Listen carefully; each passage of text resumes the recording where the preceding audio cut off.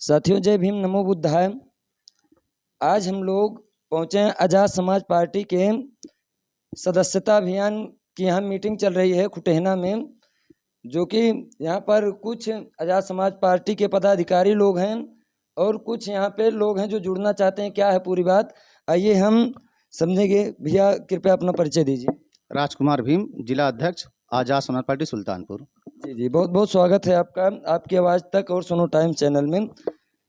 ये बताइए अध्यक्ष जी कि कुछ हम आपसे सवाल करना चाहते हैं, क्या जवाब देने के लिए तैयार हैं? बिल्कुल बिल्कुल, पूछिए जी, आपकी ये जो आजाद समाज पार्टी है, या किन किन मुद्दों पे जो ग्रामीण हैं, यहाँ के जो लोग हैं, इनको तमाम प्रकार की तकलीफें हैं और जो मनुवादी लोग हैं इनको तमाम प्रकार की प्रताड़ना बीच बीच में करते रहते हैं। तो क्या आपकी ये जो आजाद समाज पार्टी है किन किन मुद्दों को लेके आगे चलेगी और क्या क्या सहायता लोगों की करेगी?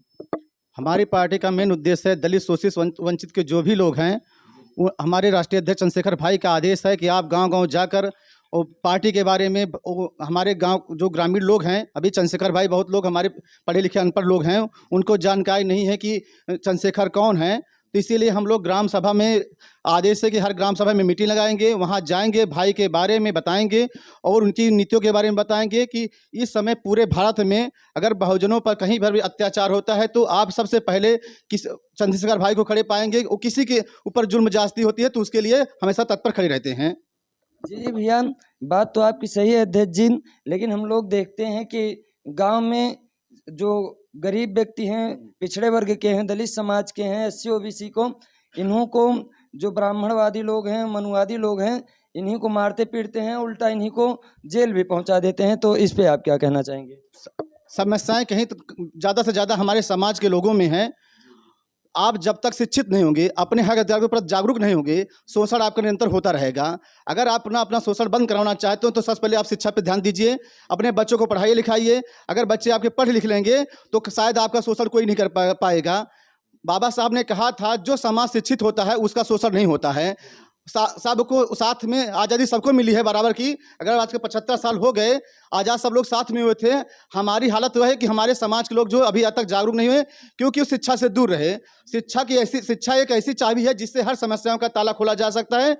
अन्यथा आप हमेशा जीवन में अगर शिक्षा नहीं तो हमेशा आपका शोषण होता रहेगा और किसी भी समाज के लोग हों उनका शोषण निरंतर जारी रहेगा।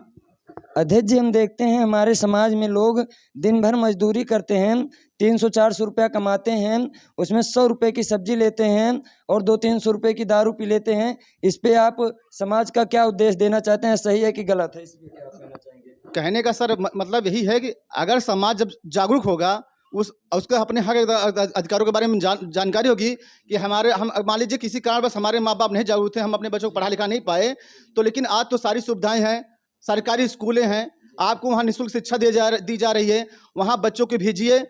पहले बात तो शुरुआत तो करें कम से कम। हमारे समाज लोग क्या कहते हैं कि भैया हम धन के अभाव, मेरे पास पैसा व्यवस्था नहीं है। मैं कह रहा हूँ अगर आप पेड़ लगाएंगे तभी फल की उम्मीद करेंगे। पहले कम से कम आप स्कूल तो भेजिए। आपने कैसे सुनिश्चित कर दिया कि मेरे बच्चा कुछ नहीं कर सकता है? बच्चे का भविष्य स्कूल से शुरू होता है, आप स्कूल भेजिए। समय चलने के बाद उस समय निर्धारित करेगा कि हाँ हमारा बच्चा उस लायक है कि नहीं लायक है। मजदूरी करना तो आपका एक अंतिम विकल्प है। मजदूरी जब से चाहे तब से शुरू करते हैं, उसमें कोई डिग्री की जरूरत नहीं है। लेकिन अगर आपको समाज में मान सम्मान कमाना है तो आपको डिग्री की जरूरत पड़ेगी।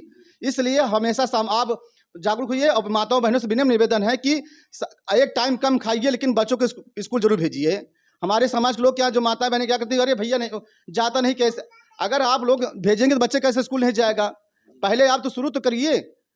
जब समय अगर एजुकेशन में बहुत सारी सुविधाएं की गई, आपको अक्षर की व्यवस्था की गई है, आपको निःशुल्क शिक्षा दी जाती है, लेकिन हमारे समाज के लोग उसके प्रति जागरूक नहीं। वही हमारा उद्देश्य है कि हम लोग घर घर जाएंगे, अपने समाज के लोग को जागरूक करेंगे, उसके बारे में बताएंगे।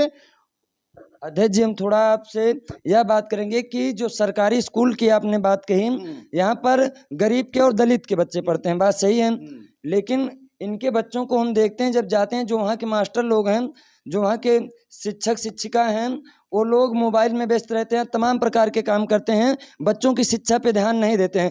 तो इस पे आपकी पार्टी क्या भाई एक्शन लेगी? अगर हमारा बच्चा, दलित का बच्चा पढ़ने जाता है, हम लोग यही समाज में देख रहे हैं साहब कि आज अगर हम जाते हैं, अगर अपने बच्चों के लिए आवाज़ उठाते हैं तो जो मास्टर मास्टरानी हैं वहाँ की, वो हमारे ऊपर इल्ज़ाम लगाने लगते हैं कि ये आए यहाँ पर और दंगा करवा रहे हैं। तो इस पे आप क्या कहना? क्योंकि पढ़ाने वाला साहब मास्टर तो आपका मनुवादी है, ब्राह्मणवादी है या जो भी है, मैं किसी का नाम नहीं लेना चाहता हूँ, जात पात नहीं कर रहा हूँ, लेकिन अधिकतर जो बच्चे सरकारी स्कूल में पढ़ते हैं वह गरीब के, दलित के, एससी ओबीसी समाज के होते हैं साहब। लेकिन अगर वो जाते हैं उनको शिक्षा से डुबा दिया जा रहा है। स्कूल तो जा रहे हैं लेकिन उनको शिक्षा नहीं मिल रही है। अगर यदि आपके संज्ञान में कोई मामला आता है कि हमारे बच्चे को पढ़ाया नहीं जा रहा है स्कूल में या मास्टर उससे बदसलूकी करते हैं, तो उस पर आप क्या कहना चाहेंगे उन मास्टरों के लिए? देखिए, समाज में जो भी स्कूल, इसलिए बार बार एजुकेशन पे ध्यान दिया जाता है। जब समाज पढ़ा लिखा रहेगा, आप स्कूल जा सकते हैं, आप अपने हक अधिकारों के बारे में जानकारी है, आप जाके वहाँ संविधान के में सबको बोलने की आज़ादी, सबको प्रश्न करने की आज़ादी है। आप वहाँ जाके पूछ सकते हैं कि आप हमारे बच्चों को पढ़ाया क्या है। जब आप पढ़े लिखे रहेंगे तभी तो प्रश्न करेंगे। तो पहले आपको वहाँ पहले अपने आप को जागरूक होना पड़ेगा। वो तो बात सही है अध्यक्ष जी, लेकिन मास्टर लोग कहते हैं कि हमारी कमी नहीं है, घर वालों को कमी है। मान लीजिए हमारे माता पिता, दलित के माता पिता नहीं पढ़े लिखे, उनको इसीलिए तो आपकी पार्टी शिक्षा पे इतना ध्यान दे रही है कि आगे हमारे बच्चे इनकी तरह मजदूर न बने या किसी के गुलाम न बने। आज हमारा भारत देश स्वतंत्र है अध्यक्ष जी, लेकिन हम देखते हैं कि लोग आज भी हरवाही या तमाम प्रकार के ऐसे काम जो बड़े लोग हैं उन्हीं के यहाँ जाके कर रहे हैं। ये तो दिन भर खटते हैं लेकिन ये 100 रुपये तक का काम नहीं करते। हमारे गाँव में एक ऐसा व्यक्ति है साहब जो दिन भर 1 महीने काम करता है, 1000 रुपया पाता है, और 3 व्यक्ति करते हैं।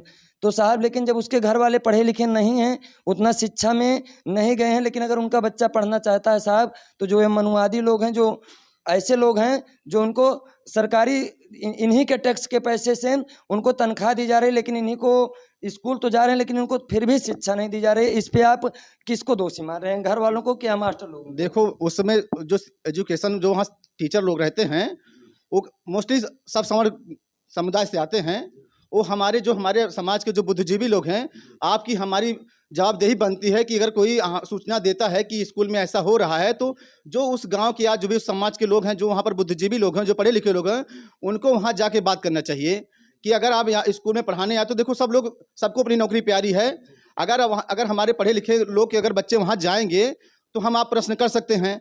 वहाँ अनपढ़ों के बच्चे जाते हैं, तो इसलिए जो जिम्मेदार हैं समाज के लोग, वो उससे दूरी बना लेते हैं। उनके बच्चे जाते नहीं हैं, तो बच्चे आपके कहीं पढ़ने जाएं। लेकिन अगर आपके गांव में स्कूल है तो जो वहाँ बुद्धिजीवी लगे, उनकी जवाबदेही बनती है कि आप स्कूल में जाइए, अपने समाज के बच्चों को जो भी क्या पढ़ाई लिखाई हो रही है उसके बारे में जानकारी करने की आपकी पूरी आज़ादी है। आप पूछ सकते हैं। अगर उस अनुसार अगर वहाँ का प्रधानाध्यापक जो भी शिक्षक हैं कार्य नहीं करते तो आगे कार्रवाई हो सकती है। आप हम लोग को सूचना दीजिए, हम लोग बात करेंगे जो भी होगा। अध्यक्ष जी, एक सवाल और हम आपसे करना चाहेंगे। मान लीजिए आप शिक्षा के बारे में तो इतना लोगों को जागरूक कर रहे हैं, क्या आपकी आज़ाद समाज पार्टी, अगर हो सके, मैं भी इसी भारत देश का स्वतंत्र नागरिक हूं और मुझे भी समाज से बहुत लगाव है, लेकिन मैं यही चाहता हूं अध्यक्ष जी, जैसे आप इतना लोगों को इकट्ठा करके मीटिंग कर रहे हैं, जो भी जागरूक कर रहे हैं, अगर आज़ाद समाज पार्टी क्या एक निःशुल्क कोचिंग नहीं गांव-गांव खुलवा सकती है? अगर खुलवा दे तो बच्चों थोड़ा 1-2 घंटा वहां पर भी शिक्षा प्राप्त कर सकते हैं। बिल्कुल, अभी हमारे यहाँ क्या नाम, लम्हुआ विधानसभा में निःशुल्क कोचिंग सेंटर चलाया गया पार्टी की तरफ से। तो कोशिश रहेगी, अभी पहले बार तो हम लोग जो भी हमारा नया संगठन है, हम लोगों को जोड़ रहे हैं, गाँव-गाँव जा रहे हैं, अपनी तैयारी कर रहे हैं। इसके बारे में जो आप सलाह दें उसके बारे में चर्चा कर चुके हैं, और आगे की तैयारी है कि जहाँ पे हमारे जो पढ़े लिखे लोग हैं, जो पार्टी में जो जुड़े लोग हैं, उनसे निवेदन करेंगे कि आप अपने क्षेत्र में अगर 1 घंटे 2 घंटे का समय निकाल के अपने समाज के जो भी बच्चे हैं, जो पढ़ने लिखने में कमज़ोर हैं, उनकी मदद की जाए। एक कम से कम समाज के लिए आप अगर पढ़े लिखे तो 1 घंटा तो आप समाज के पीछे खर्च कर सकते हैं, जिससे आपका भी मान सम्मान बढ़ेगा, हमारी पार्टी का भी मान सम्मान बढ़ेगा और लोगों के प्रति आपका आदर भाव बढ़ जाएगा। ये हमारा संदेश नहीं है साहब, ये हमारे पूर्वजों का है, क्योंकि बाबा साहेब भीमराव अम्बेडकर जी ने कहा कि आप 2 रोटी कम खाइए लेकिन अपने बच्चों को पढ़ाइए। अगर आपका बच्चा पढ़ेगा तभी तो साहब अपने अधिकारों को पाएगा। जिला अस्पताल में या कहीं भी सरकारी काम में अगर कोई जाता है तो वह गरीब का जाता है। अगर जो ये लोग हैं, ये लोग जाते हैं अपने इनोवा कार से या कहीं भी बड़े बड़े अस्पतालों में इनकी इलाज होती है। लेकिन जो गरीब का बच्चा है वो जो गांव में ठेला होता है उस पे बिस्तर बिछा के पैदल जाता है, इसको ये भी अधिकार नहीं पता है कि मैं 108 नंबर पे कॉल करूं या 102 पे कि एम्बुलेंस आए हमको इलाज दिलाए, ये भी अधिकार नहीं मालूम है। ये तभी जान पाएंगे जब ये शिक्षित होंगे साहब, तभी। चलिए ठीक है, शिक्षा के प्रति तो आपने बहुत अच्छा संदेश दिया समाज को। मेरा क्वेश्चन है आपसे, आपके ये जो आज़ाद समाज पार्टी में जो भी बाबा साहेब के प्रति लगाव रखते हैं, एक नारा हम कई बार सुने हैं कि बाबा साहेब तेरा मिशन अधूरा, हम सब मिलकर करेंगे पूरा। इस नारे का क्या मिशन है जो अधूरा है, क्या पूरा करना है एक समाज में? आप थोड़ा इसको बताइए कि लोग जाने कि हमारा मिशन क्या है, हम किसको पूरा करें। नारा तो सब लगाते हैं लेकिन इनको मिशन क्या है कि बाबा साहब का जो अधूरा है और जिसे हमें पूरा करना चाहिए। मिशन को अधूरा पूरा करने के लिए एक उद्देश्य है कि जो भी हमारे समाज में शोषित वंचित के लोग हैं, आज़ादी के 75 वर्ष हो गए हैं, लेकिन हमारा समाज अभी जस का तस वहीं पर पड़ा है। होता है कुछ 1-2% ग्रोथ किए हैं, जिस यहाँ पर हमेशा जातिवाद उत्पीड़न और आर्थिक उत्पीड़न, सामाजिक उत्पीड़न हमारे समाज का निरंतर होता आ रहा है। इसलिए हमारे राष्ट्रीय अध्यक्ष जी ने पूरे भारत में हम लोग ने आज़ाद समाज पार्टी भीम आर्मी संगठन के माध्यम से गांव-गांव में लोगों को जाकर जागरूक किया कि अपने हक अधिकारों के लिए सचेत होइए। गरीब होना आप साफ नहीं है, आप गरीबी तो सब हो है, लेकिन आपको जागरूक होना पड़ेगा कि आपके हक अधिकार का शोषण कौन कर रहा है, आपका हक कौन मार रहा है, उसके बारे में आप जब जानकार हो जाएंगे। हम कह रहे हैं आप लिख पढ़ नहीं सकते, लेकिन सवाल तो कर ही सकते हैं। अगर समाज में आप रहेंगे, लोगों से बात करेंगे, आपको जानकारी होगी, नॉलेज होगा, तो सवाल तो पूछ ही सकते हैं ना। तो इसलिए हम लोग का मेन मिशन है कि भाई जो संस्कार आज़ादी का आदेश है कि आप ग्रामीण क्षेत्र में जाइए, हमारे जो अनपढ़ लोग हैं, जो पढ़े लिखे समाज के लोग हैं, उनको आप माध्यम से अपने माध्यम से बताइए। जैसे अगर आप बताएंगे तो कम से कम अगर 100 लोग इकट्ठा हो तो कम से कम उसमें 20 लोग 25 लोग अगर समाज के प्रति जागरूक हो गए, ईमानदारी से काम करना शुरू कर दिए, तो मिशन वहीं से चालू हो गया। अगर 100 लोगों में आपका कोई 10 लोग आपकी बात मान गया और मिशन बनने लग गया, तो आप अपना काम समाज के प्रति करना शुरू कर दिए हैं। तो हम देख रहे हैं आपकी पार्टी का नाम आज़ाद समाज पार्टी है अध्यक्ष जी। तो अध्यक्ष जी पहले तो हम पार्टी का ये जानना चाह रहे हैं कि आज़ाद और समाज, या तो जो समाज आज़ाद है उसी की पार्टी है, लेकिन आज़ाद समाज पार्टी है साहब। लेकिन हम देखते हैं जो हमारे एससी बिरादरी या ओबीसी बिरादरी में अगर वह ये तो राजनीति कर सकता है, बाबा साहेब ने अधिकार दिया है कि लोकतंत्र है, हर कोई राजा बन सकता है। ये तो है नहीं कि राजा का बेटा ही राजा बनेगा, ये तो अब लोकतंत्र है, हर कोई राजा बन सकता है। हर कोई राजनीति में चुनाव लड़ के जीत के अपने समाज का या अपने देश का कल्याण कर सकता है, बात सत्य है अध्यक्ष जी। लेकिन हम देखते हैं हमारे समाज में अगर कोई एससी बिरादरी का या चमार बिरादरी का किसी भी छोटे कास्ट का अगर प्रधान होता है, फिर वह जीतने के बाद उसको या तो मनुवादी लोग करने नहीं देते हैं या तो उसको अपने अधीन कर लेते हैं। इस पर आप क्या कहना चाहेंगे? उसमें बस बड़ी समस्याएं हैं। जो हमारे अपने समाज के लोग हैं, जो भी जागरूक समाज के लोग हैं, जब वो प्रधानी या किसी चुनाव लड़ते हैं तो हमारा समाज उनके साथ में नहीं खड़ा होता है, क्योंकि जो उनके पोषित लोग हैं, मनुवाद की जिसकी बात आप, जो उनके पोषित लोग हैं, जो अपना कैंडिडेट खड़ा करते हैं, हमारे अपने लोग हैं, उन्हीं को वोट देते हैं। वोट देकर जब आप जो पहले से गुलाम हैं, जब उसको आप राजा बनाएंगे तो कैसे आपका काम करेगा? तो जो आपके बीच में जो सामाजिक है, जो समाज के प्रति संघर्ष कर रहा है, अगर कोई कैंडिडेट उस तरह चुनाव लड़ता है, आपकी जवाबदेही बनती है कि आप उस कैंडिडेट को चुनाव जिताइए जो आपके साथ में खड़ा हो। बाकी तो चुनाव में सब लोग साथ में खड़े होते हैं। क्या होता है, जो हमारे समाज के जो लोग हैं, जो अभी सामाजिक हैं, क्योंकि वो जब सही बात बोलते हैं हमारे समाज के लोगों को पसंद नहीं आती है। सबसे बड़ी समस्या है कि इसीलिए कहते हैं कि हम क्षेत्र में जाएंगे, लोग को जागरूक करेंगे, बताएंगे कि जिससे लड़ाई है, आप उसी को प्रधान बना रहे हो, उसी को विधायक बना रहे हो, तो आप अपनी लड़ाई कैसे जीतोगे? अपना प्रधान बनाइए, अपना विधायक बनाइए जो आपकी लड़ाई लड़े, ना कि किसी और की लड़ाई लड़े।